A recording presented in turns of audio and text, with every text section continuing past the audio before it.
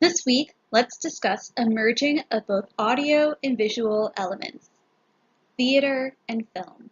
There's quite a bit of overlap between the two. Both theater and film are evolving art forms. There have been many changes in technology that have affected both media. And in many ways, theater was a precursor to film. Both film and theater are produced with a cast of characters, and both use elements like scenery and lighting. Both are performed, and both are amalgamations of the audio and visual arts. We'll start with theater, as many principles of theater apply to both media. Spore writes, the word theater comes from the Greek theatron, the part of the Greek theater where the audience sat. It literally means a place for seeing. Theatrical performances come from dramas or written scripts. Because theatrical productions are live, each performance is a little different. The producers and directors may have their own spin during the run with the play. Each run functions as its own interpretation, and while each production is different, each typically consists of a core set of elements. Theatrical productions are made up of many different elements that include script, plot, character, protagonist, themes, visual elements, oral elements, dynamics, actors, lifelikeness. The script is the written document the play's author produces. It includes the dialogue, which is meant to be spoken, and the actions, meant to be seen. There are two types of dialogue used in scripts. Plays will often use everyday speech, so the characters sound like everyday people the audience may recognize. This can create the effect of realism. Some plays may use poetic language, like Shakespeare's plays. The language will use many of the same elements employed in poetry. Like plot in literature, the plot in a play functions as a structure of the written script. This can be presented in a number of ways. The first is exposition. Early on in the play, context for the characters may be presented through background information presented through dialogue or narration. Next is complication. This is a conflict in the play. Conflict in this sense is something that disrupts the moods, actions, and behaviors of the characters. The denouement comes after the climax. Denouement is how the play resolves itself. Spore writes that foreshadowing is preparation for subsequent action. Foreshadowing offers hints at what is to come, and it functions as a connective thread within the play. Discovery is what is learned by and about the characters. For example, in a murder mystery, the detective may discover that the supposed victim is themselves guilty of another crime.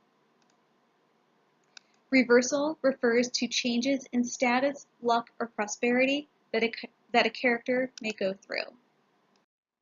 The script and the plot will revolve around character, the protagonist, and themes. Of course, there are many characters within a play, or maybe only one, but character also speaks to the psychological makeup of the various parts being played.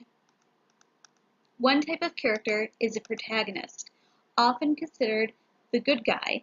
A protagonist is actually the central character in the play. This is the person the audience follows most often. Much like in literature, themes are the central ideas in plays. Like literature, there can be multiple themes, but there is usually only one controlling idea to keep the production focused. Next are the visual elements, also referred to as mise-en-scene or spectacle. These are the physical embodiment of the written drama, and they include many elements. First, we have theater types. Theaters come in various shapes and sizes, and the shape and makeup of a theater affects the production and the audience's relationship with it. Arena theater, thrust theater, proscenium theater. Spore includes diagrams of each that you'll want to look at. The theater type will affect the scene design. The scene designers will use many of the artistic principles of 2- and 3-dimensional art and even architecture. Lighting design is very important in stage productions. Consider the distance of many audience members from the stage. Lighting plays a role in the mood of the play and the environment the characters find themselves in. Costume design is dependent upon the author's vision, the director and producer's visions, the size and the shape of the actor, the time period, and more. This adds to the element of realism in the play. Properties are commonly known as the props used in the play. Larger props are called set properties, and these are things like furniture and backdrops, essentially background items. Smaller props are called hand properties. These are items that are held and are worn and often help develop character. Next, we have the oral elements, dynamics, actors, and lifelikeness. Oral elements are things that are heard. These include anything from the actor's speech, to background music, to the sound of the actors moving on stage, to background sounds. For example, birds chirping, horses clomping. The dynamics of a play are what keep the audience's attention. The dynamics may be rhythmic or may create another pattern. Climax is the highest point in the play, but smaller rises or peaks in the play are used to ensure the audience stays interested.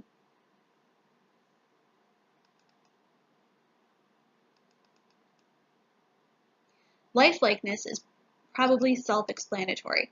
A play with everyday speech would be more lifelike than one with poetic speech. These plays try to mirror real life as closely as possible. Plays that use poetic speech would be ones that use more theatricality. These plays stray from day-to-day life and may use exaggerated concepts. There are several genres or types of plays. Spore discusses 5. Tragedy is essentially a play with a sad ending. Formerly, these plays were those that would end with multiple deaths, often including the protagonist. There are many types of comedies. Contemporarily, we take comedy to mean humor. In the past, comedies were simply plays that ended on a light-hearted note, oftentimes with a wedding or other type of celebration. Tragicomedy mixes tragedy and comedy. The play may begin as a tragedy or give the appearance of one, but the resolution usually avoids a catastrophic ending. Next, Spore writes that melodrama presents issues as uncomplicated, and he uses stereotypical characters involved in serious situations in which suspense, pathos, terror, and occasionally hatred are aroused, and it will often portray the forces of good and evil battling in exaggerated circumstances. Performance art emerged in the 20th century, and it pushes the limits of traditional theater in a variety of directions. It also combines elements from fields in the humanities and arts that include contemporary issues like feminism and civil rights. Before we move on to film, here are some images of plays that exemplify each genre. First is a photo of Laurence Olivier as Hamlet in a 1948 production of Shakespeare's tragedy, Hamlet. The photo actually comes from a film adaptation, but it epitomizes one of the classic scenes from the play. Shakespeare also wrote comedies, like A Midsummer Night's Dream. This photo comes from the 2001 production of the play in London's Albury Theatre. Next, as our example of a tragicomedy, we have a photo of Patrick Stewart and Ian McKellen as the lead characters in the 2013 production of Waiting for Godot at New York's Court Theatre. Samuel Beckett was a 20th century playwright and poet.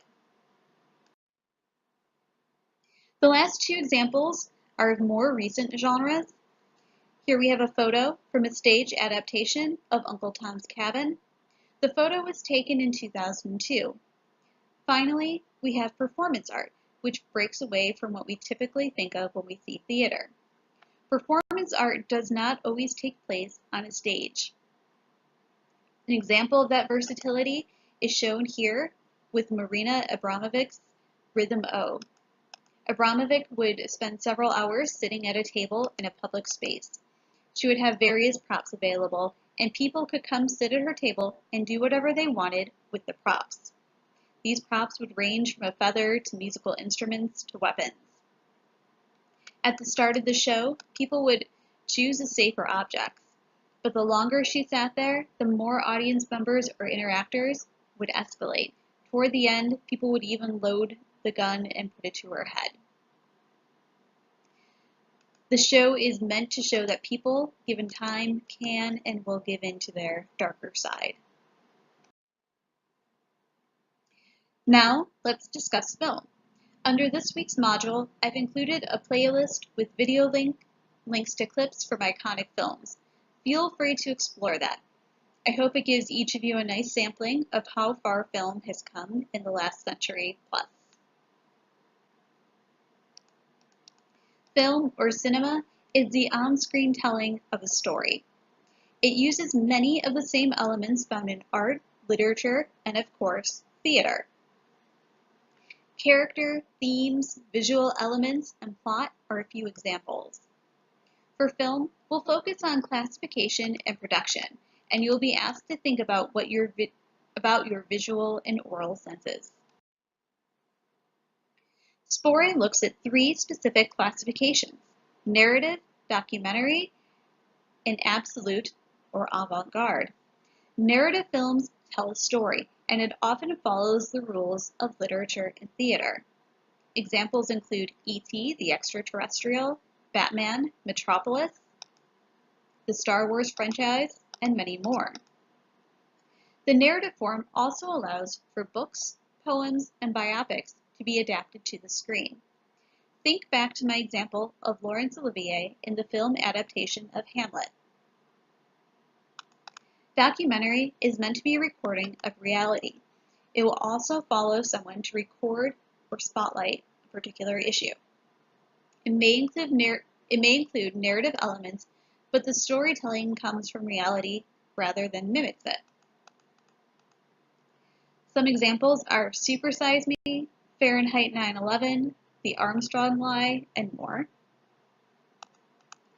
While a documentary's purpose is to capture real life, it is not always honest or accurate. Think about reality television and the amount of editing that goes into it. Absolute or avant-garde films tend to be very short films, and they're meant to capture a very specific element, usually movement or form. They're purely artistic. Examples include Andy Warhol's Empire and Bruce Conner's A Movie. Films can also include a mix of the above. Because film is an amalgamation of visual arts, music, theater, and technology, much goes into its production. Mise-en-scene is the whole of the visual production.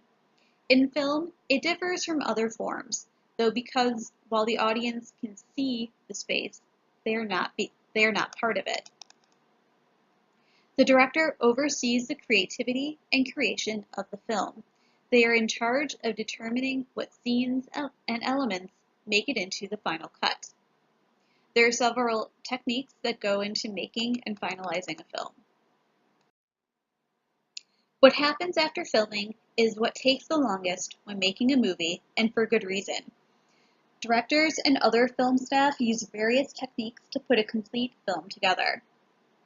First is editing. This is a process of putting the film together in its final form. Films are shot in pieces and over long periods of time, unlike a play, which presents all of the action at one set time. Camera viewpoint plays a role, but this is different from point of view in literature.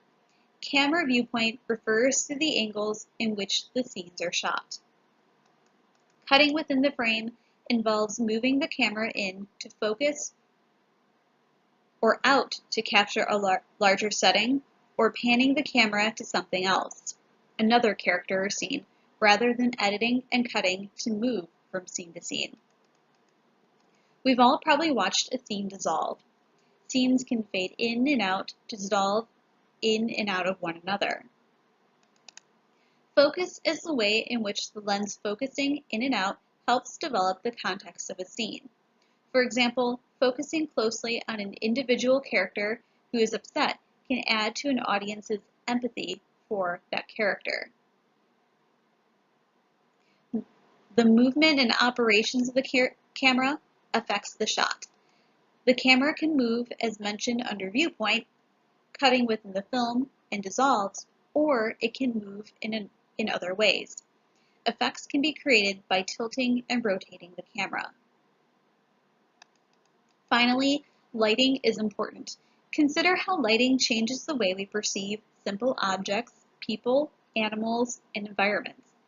A graveyard during the day is seen as sad, whereas a graveyard at night is scary.